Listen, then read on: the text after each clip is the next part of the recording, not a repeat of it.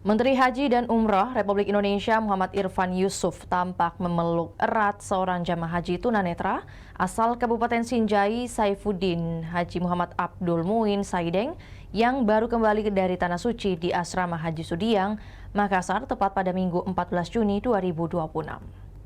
Saifuddin yang tergabung di Kloter 17 Debarkasi Makassar menjadi salah satu jamaah yang memperoleh kehormatan istimewa saat menjalankan ibadah haji di Tanah Suci.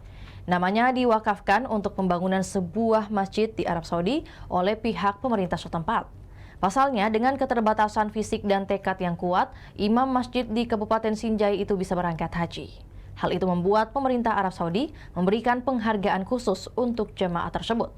Penghargaan itu membuatnya tak mampu menyembunyikan rasa syukur dan haru.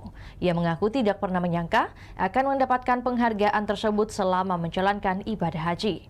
Menurut Saifuddin, dirinya pertama kali mengetahui kabar tersebut setelah dipanggil oleh petugas di Tanah Suci.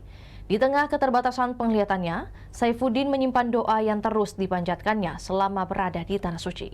Meski menyandang status tunanetra, Saifuddin tetap aktif mengabdikan diri di tengah masyarakat sebagai imam masjid. Itulah tadi berita hot news kita pada hari ini. Saksikan berita hot news lainnya hanya di kanal YouTube dan Facebook Tribun Timur. Download Tribun X sekarang. Menghadirkan lokal menjadi Indonesia.